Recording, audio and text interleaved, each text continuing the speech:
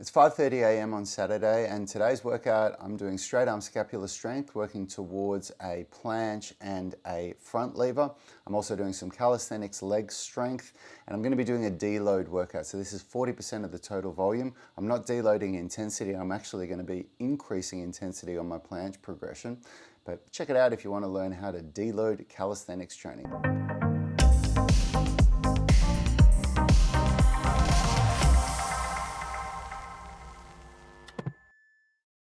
All right, it's nice and early on Saturday morning, and I like to do my first workout on Saturday as early as possible because it just means that I don't have to juggle, family life and trying to get 2 workouts in a day. And these deload workouts, once I've finished my warm-up, they're really quick. They only take about 20 to 30 minutes max. And it's easy to try and to think to yourself that you want to push yourself and do more than what a deloaded workout would be, which is just 40% of the total volume. But if you're deloading properly, the idea of the deload is to allow the tissue in your body to recover, which is when the highest part of adaptation occurs, which is called supercompensation. And if you achieve supercompensation properly, you come back stronger when you go back to full training next week. So yeah, it's a really nice, easy workout. And I'm always up at 5 a.m. anyway. So I'm just making a commitment this year to just get straight into this workout and do it. And I'm feeling pretty sore this week. I'm looking forward to a really light day today and a day off tomorrow. Tomorrow I'll just do only recovery work, which I'll film and upload so you guys can see what I do. So just using my favorite recovery tools like this vibrating roller and massage ball and my massage gun. I'll do a few things on my body. Everything's feeling sore. The DOMs.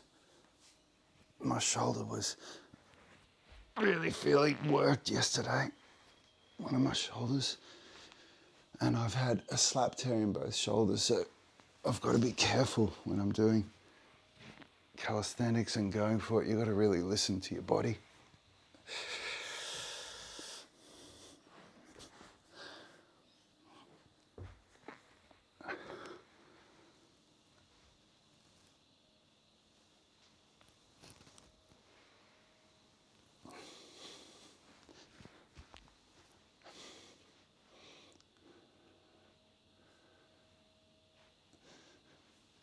This is one of the best things you can do with a foam roller for sure. Like once you, just going through what I did just then, it just stimulates blood flow and it warms your body up and it changes the brain's conformation of all these tight muscles, and the nervous system, releases and allows more movement. And then going into a thoracic extension like this is an area that's really tight on so many people in today's day and age when we sit down at desks all day long. And then people wonder why they can't do things like back bridges or why they get bad posture. So flexibility isn't the only thing that you need to do. In fact, if I could only choose to do one, strength training or flexibility, I'd choose strength training for sure. But when you do strength and flexibility together, it's really, really useful. Okay, what am I going to do first? I'll do my chest. Take this microphone off so you're not hearing it banging around on the ground. I did, if you watch these videos that I post daily, you probably notice that I don't do this one in my regular routine. I've done so much trigger point release on my pec minor in the years following the slap tears, and on my pecs, on my chest, that it's not an area of constant tightness for me anymore, but I can feel the the DOMs and the fatigue and everything creeping up. And doing this stuff, if you do it daily like I do, it really, it's the old stitch in time saves 9. It really prevents things getting out of hand. And so yesterday, if you watch my my Deload workout from yesterday, when I was doing pike push-ups, I felt some pain in my bicep, which is associated with the slap tear, when I was going down. And so I just backed right off. I backed right off when I did my second set. I stopped after only 1 rep. And then same thing in my evening workout when I was doing my flow work. I just reduced the volume and just said, yeah, it's not worth it. Not worth pushing it and getting injured. It's one of the good things about being older. Hopefully you learn from all the dumb stuff you did when you were younger. When I was younger, I never used to listen to my body. I always just tried to push through it and do the best effort no matter what was going on, and I hurt myself so many times. And I had no idea why some days I just couldn't train as well as I could on other days. So now I'm just doing the lat up here, just up at the top of the lat, which really helps with shoulder discomfort. One of my friends, who's an incredible sports physio for one of Australia's top football clubs, told me that 90% of shoulder pain can be relieved with increasing flexibility in the lats. So think about that. And so now I just do my ankles, a bit of ankle mobility, because I tore the Liz Frank ligament doing acrobatics when I was 20 years old, 25 years ago now. I had to get surgery on it, and it's reduced my dorsiflexion on my right foot by, 5 or 10% or something. It's not enough that anyone else would really notice it, but it's enough that I notice it. And I'm doing shrimp squats today. And shrimps are, they're tough. They're a tough calisthenics movement. And so it's a day that I really want to warm my ankle mobility up.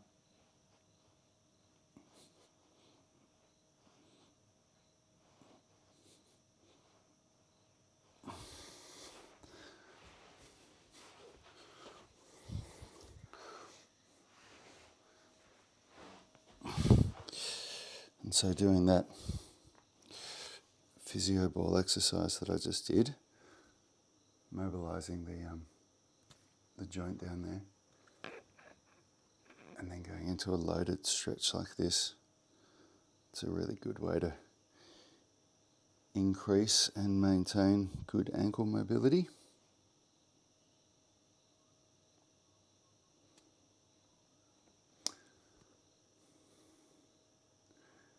It's funny that the further I go down my training journey, the more obvious it becomes that, the results that we want, they're not about like the magic exercise that you've never done before. It's just about consistency and frequency, and about creating the stimulus regularly that the body adapts to it. That's how we get stronger. That's how we get more flexible. We adapt to a stimulus. And so that's why my brother Yanni and I have worked so hard. Not hard. We've just constantly worked on refining the UMS to be something that gives you that stimulus in all the right areas with strength and flexibility, so that you see those adaptations occur, and all you have to do is just turn up and do the work. I think that's where a lot of people go wrong. They think, oh, you know, I'm going to commit to doing this now. And so you change your training so much and you stop doing the thing that you were doing that gave you a result to change to do something that you're not doing. And you start to get a result, but you lose that other result that you had. And it's a much smarter way to train in a way that, you know, produces strength and flexibility together, rather than one or the other.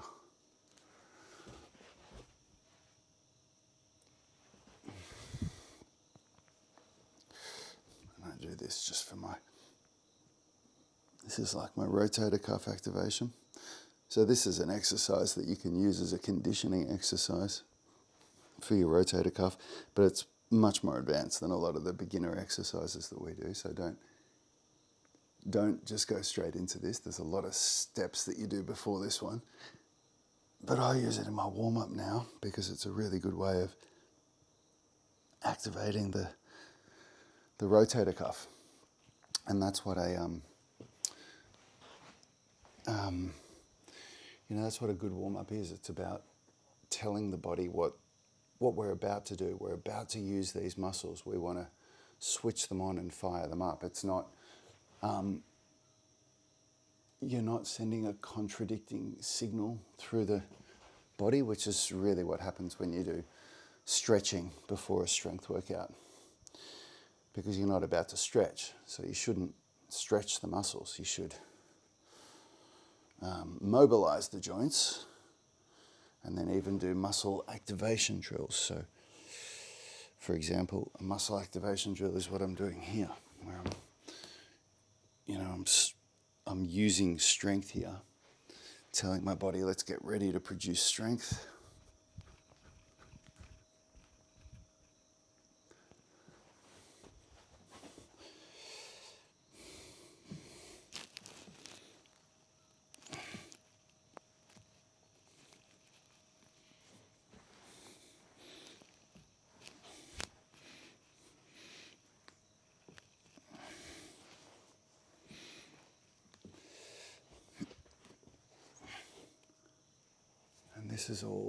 This is all mobility stuff. I'm not stretching, I'm mobilizing by moving through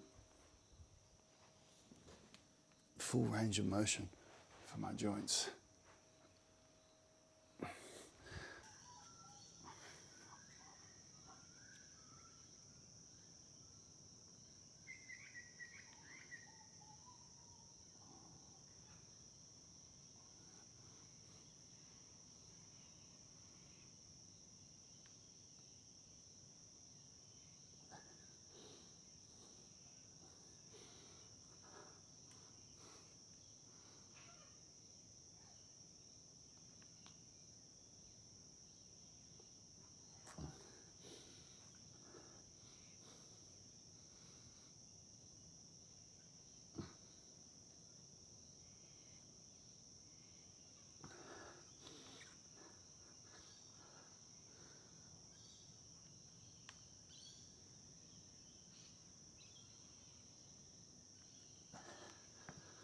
I gotta whisper because my family's asleep just upstairs.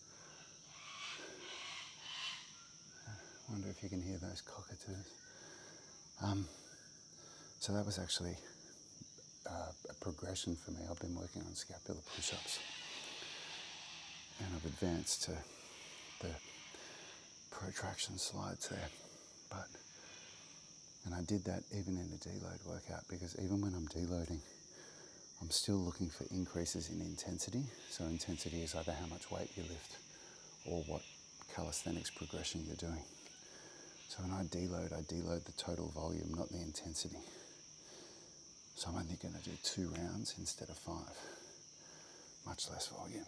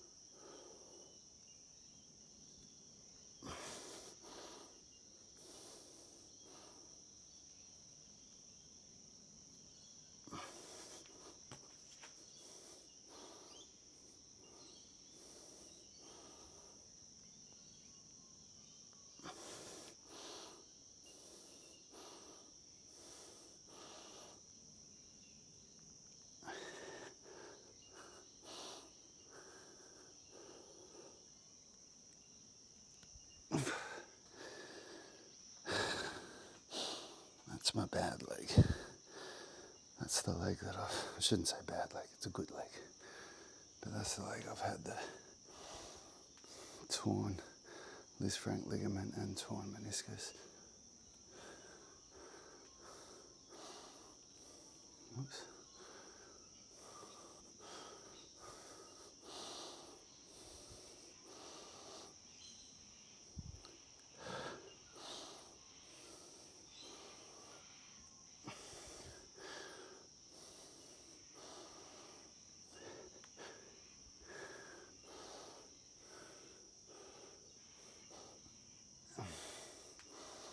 Whoops.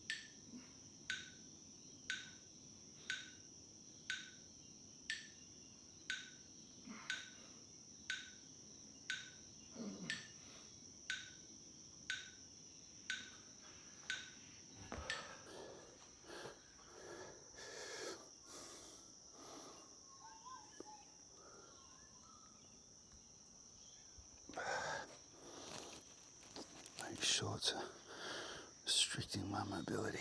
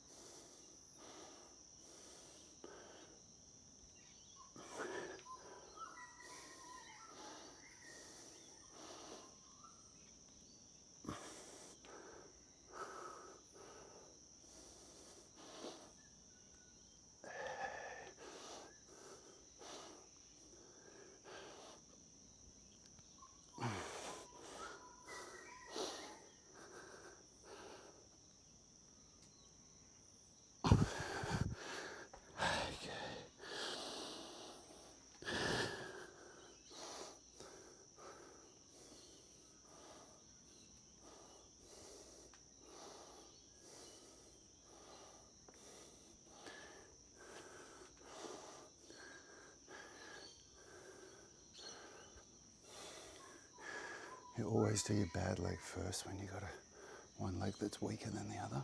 Same with your arms, because you'll never be able to do the same amount or lift as much weight on your bad side as you can on your good side. And so if you train the good side at the same way you train the not so good side, then the imbalance narrows over time. But if you always train for the good side, the imbalance grows.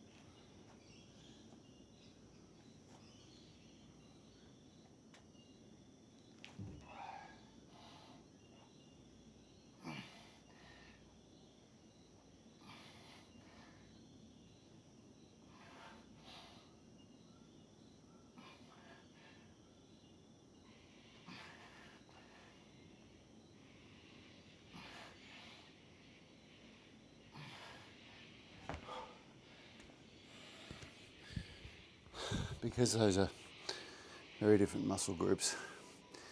And I'm only doing one set because it's a deload week. I don't bother. Not a deload week, a deload workout. I don't bother resting because that's it. That's all she wrote. I'm done.